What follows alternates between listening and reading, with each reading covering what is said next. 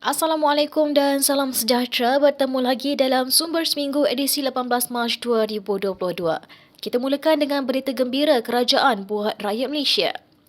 Perdana Menteri Datuk Seri Ismail Sabri Yaakob mengumumkan kebenaran pengeluaran khas kumpulan simpanan wang pekerja KWSP sebanyak RM10,000 pada Rabu. Beliau berkata keputusan itu dibuat setelah kerajaan meneliti pendapat daripada semua pihak. Ismail Sabri turut menyatakan penelitian menyeluruh itu membabitkan fasa pemulihan selepas pandemik, terutamanya bagi mereka yang terkesan daripada segi ekonomi, hilang pendapatan dan sedang membina semula kehidupan. Bagaimanapun, Perdana Menteri berharap agar para pencarum membuat pertimbangan sewajarnya sebelum melakukan sebarang pengeluaran demi masa depan pencarum itu sendiri. Susulan itu, Menteri Keuangan Datuk Seri Tengku Zafrul Tengku Abdul Aziz berjanji akan memastikan pengeluaran khas tersebut dipermudahkan. Menerusi perbincangan dengan KWSP, maka permohonan pengeluaran khas RM10,000 akan dibuka bermula 1 April dan akan ditutup pada 30 April. Tempoh pembayaran pula akan dilaksanakan bermula 20 April. Pemimpin UMNO yang memperjuangkan pengeluaran khas ini turut menzahirkan rasa gembira dengan keputusan tersebut. Antaranya Presiden UMNO Datuk Seri Ahmad Zahid Hamidi, Ketua Pemuda Datuk Ashraf Wajidi Dusuki dan bekas Perdana Menteri Datuk Seri Najib Razak. Terdahulu, kerajaan membenarkan pengeluaran KWSP melalui 3 skim iaitu Air Lestari, Air Sinar dan Air Citra berjumlah RM101 bilion melibatkan 7.34 pencarum sejak pandemik COVID-19 melanda negara 2 tahun lalu.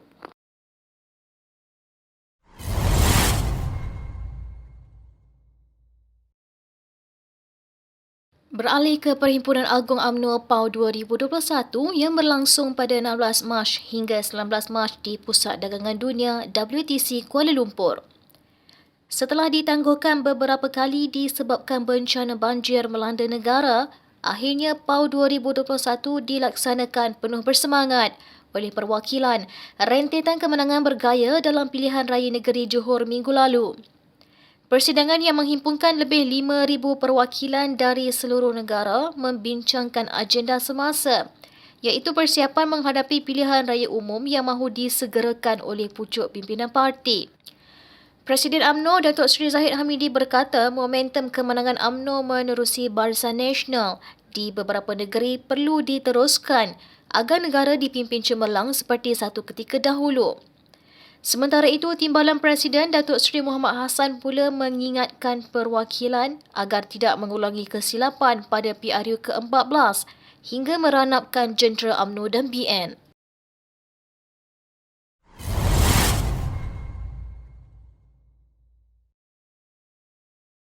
Seterusnya, kita ikuti antara isu yang hangat diperkatakan minggu ini iaitu jawatan Menteri Besar Johor. Selepas kemenangan melebihi majoriti 2/3, rakyat Malaysia dikejutkan dengan akuan Datuk Hasni Mohamad yang dicanang mengekalkan kedudukan sebagai Menteri Besar Johor ke-19, namun menyerahkan jawatan tersebut kepada adun yang lebih muda. Teka-teki akhirnya terjawab setelah adun macap Datuk On Hafiz Ghazi mengangkat sumpah sebagai Menteri Besar di hadapan Sultan Ibrahim almarhum Sultan Iskandar di Balai Menghadap Istana Bukit Serin pada Selasa. On Hafiz sebelum ini memegang portfolio pengurusi jawatan kuasa pelancongan belia dan sukan negeri Johor. Beliau juga adalah cicit kepada pengasas dan Presiden UMNO, Datuk On Jaafar dan cucu kepada Perdana Menteri ketiga, Tun Hussein On. Selain itu, beliau juga adalah anak saudara kepada Menteri Kanan Pertahanan, Datuk Seri Syamuddin Hussein. Hasni yang turut berada dalam majlis sama turut menyatakan beliau memberi laluan kepada On Hafiz kerana kedudukan anak muda yang penting dalam pembangunan negeri Johor.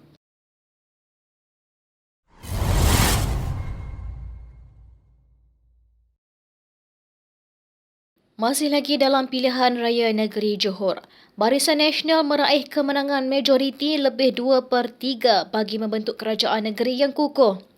Pengurusi Suruhanjaya Pilihan Raya SPR, Datuk Abdul Ghani Saleh berkata, BN memenangi 40 daripada 56 kerusi yang dipertandingkan. Dalam pada itu, beliau berkata Pakatan Harapan memenangi 11 kerusi, manakala PKR hanya menang 1 kerusi daripada 20 kerusi yang dipertandingkan. Perikatan Nasional yang terdiri daripada Bersatu, PAS dan Gerakan pula menang 3 daripada 56 kerusi yang dipertandingkan. Sementara itu, Parti Muda pimpinan Ahli Parlimen MUA Syed Saddiq Syed Abdul Rahman juga hanya memenangi 1 kerusi. Dalam perkembangan berlainan, SPR menyatakan seramai 85 calon wakil rakyat pulang dengan tangan kosong selepas kehilangan deposit. Ini termasuk 42 calon pejuang, 7 calon PKR, 4 calon PN, 4 calon PH, 4 calon Parti Bangsa Malaysia, seorang calon putera dan 16 calon bebas. Calon dikira hangus deposit apabila gagal memperoleh 1/8 atau 12.5% undi daripada jumlah keseluruhan undi yang dikira.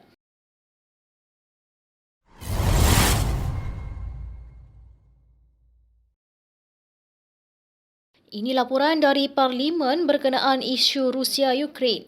Menteri Kanan Pertahanan Datuk Seri Hishamuddin Tun Hussein berkata, konflik Rusia-Ukraine tidak memberi implikasi besar terhadap rancangan aset pertahanan negara. Beliau berkata, krisis kedua buah negara itu tidak menjejaskan kesiapsiagaan Angkatan Tentera Malaysia dalam memelihara keselamatan, kestabilan dan kedaulatan negara.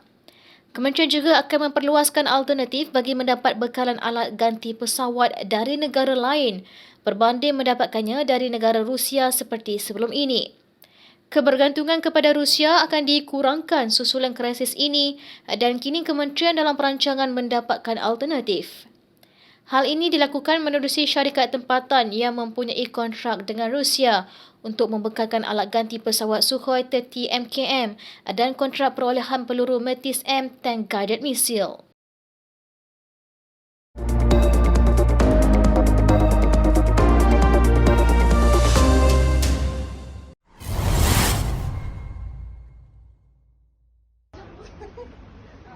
Global minggu ini dimulakan dengan berita tular di Moskow apabila seorang peminat tegar hidangan makanan segera McDonald Rusia nekat menggari tangannya sendiri di pintu salah sebuah restoran tersebut sebagai usaha untuk menghalangnya daripada ditutup. Lelaki tersebut telah dirakam orang awam yang lalu lalang di kawasan restoran berkenaan semasa beliau mengadakan protes terakhir beberapa jam sebelum semua cawangan gergasi makanan segera itu ditutup di seluruh Rusia. Ini berikutan tindak balas serangan Rusia ke atas Ukraine. Dalam video tular berkenaan, kedengaran beberapa orang awam tertawa melihat protes yang sia-sia sebelum pegawai polis mendekati lelaki berkenaan. Akhirnya pihak polis berjaya mengheret lelaki tersebut dan menasihatinya untuk menamatkan protes itu. Pelopor gergasi makanan segera McDonald's mengumumkan penutupan serta-merta ke semua 850 cawangannya pada hari Isnin lalu. Perkara ini menyebabkan ramai penggemar makanan tersebut kecewa kerana tidak dapat lagi merasai keenakan menu di restoran tersebut. Sehubungan itu, beberapa pelanggan telah mengambil kesempatan daripada situasi ini dengan menjual makanan keluaran McDonald's secara atas talian dengan harga yang tinggi.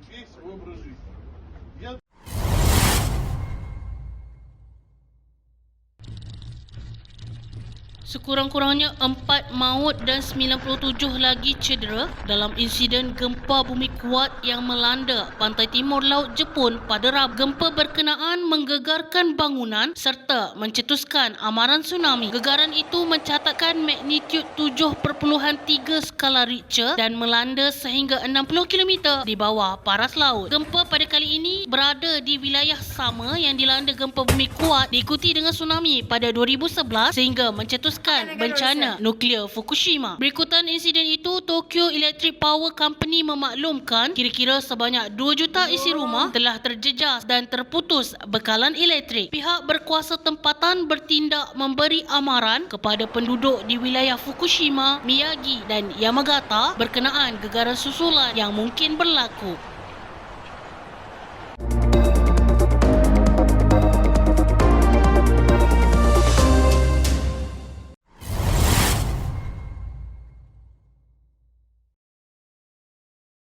Permohonan bekas Perdana Menteri Datuk Seri Najib Razak untuk memperkenalkan bukti tambahan dalam rayuan kes SRC International berjumlah 42 juta ringgit ditolak Ketua Hakim Negara Tengku Maimun Tuan Mat dan 4 hakim tertinggi negara pada Rabu. Rayuan bukti baharu yang ingin dikemukakan seperti maklumat perbankan keluarga bekas Gubernur Bank Negara Tan Sri Zekti Akhtar Aziz sebulat suara ditolak panel 5 Hakim Mahkamah Persekutuan.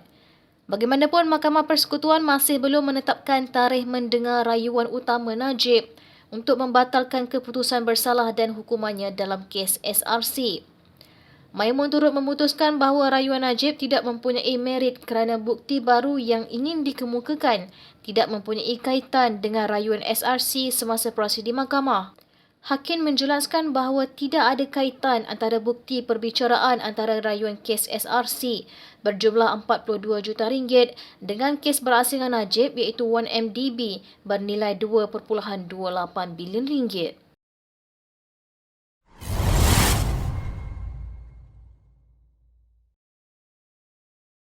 Kerajaan Negeri Selangor akan melaksanakan program ramalan amaran banjir negara yang memberi amaran dan hibahan berkaitan banjir monsun dalam masa 6 jam hingga 2 hari lebih awal. Esko Infrastruktur dan Pertanian Selangor, Insinyur Izzam Hashim berkata dalam sidang Dewan Negeri Selangor ke-14 bahawa kaedah tersebut dilaksanakan melalui Jabatan Pengairan dan Saliran. Menurutnya lagi, program ini berupaya mengawal kejadian banjir monsun 7 hari awal, memberi amaran 2 hari awal dengan ketepatan ramalan banjir kilat 1 hingga 3 jam lebih awal berdasarkan ramalan cuaca Jabatan Meteorologi Malaysia. Katanya lagi, perolehan program ini telah bermula September tahun lalu dan dijangka siap sepenuhnya pada 31 Mac 2024.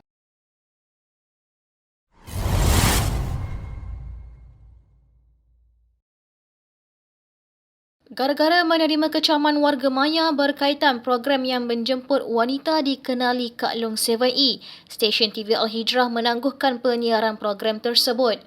Terdahulu, pencetus Umar Amin berkongsi gambar bersama Kak Long 7E di laman media sosialnya. Susulan itu, TV Al-Hijrah memaklumkan program yang membincangkan isu tular di media sosial terpaksa ditangguhkan.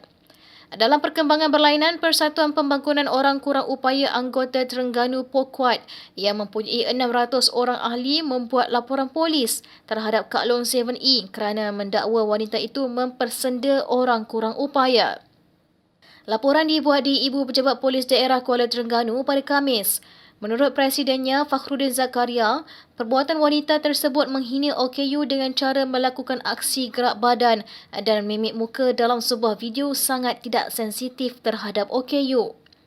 Tambahnya lagi, kerajaan perlu menggubal undang-undang yang membolehkan mana-mana individu yang melakukan sebarang bentuk penghinaan terhadap OKU diambil tindakan sewajarnya sebagai pengajaran.